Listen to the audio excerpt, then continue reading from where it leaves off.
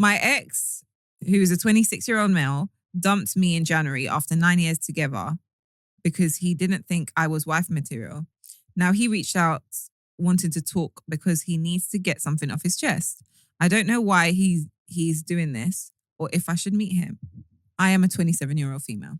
I was with my ex, who I will call Nate. I don't want to go into too much of the details, but the last 9 years, I lost myself to Nate.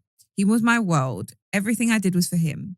I helped him through depression, helped him keep his grades up, even worked 2 jobs so he could focus on college when his parents disowned him for nearly 3 years because they didn't agree with the major or college he chose.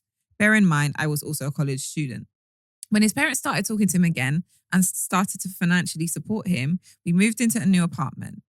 Nate said he wanted me to quit my job. I didn't, because it was his turn to take care of me. For 16 months, everything was great. He spoiled me. Then I realized he was more interested in his new friends. At times, he ignored me completely. Back in December, he did a 180 and he love bombed me the whole month. On January the 2nd, he made me my favorite dinner and made a speech about me being his first love. How I've been there for him since high school. I kept thinking any minute he's going to ask me to marry him. As his speech went on, my world fell apart. And as much as he tried to sugarcoat it, he basically said, "You were a good girlfriend, but that's what you'll always be to me, a girlfriend. I don't see you as my wife or the mother of my children.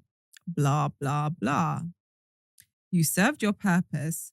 Now I don't need you anymore. Blah, blah, blah. I need someone on my level. Blah, blah. You're a gold digger. Blah. I'll give you 30 days to move out." Hold on.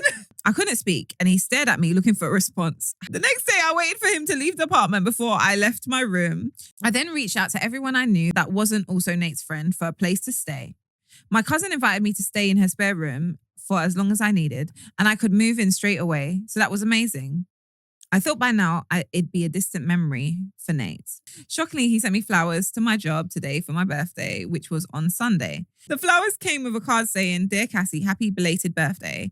I've been thinking about you for nonstop for the last few months, especially with how everything ended.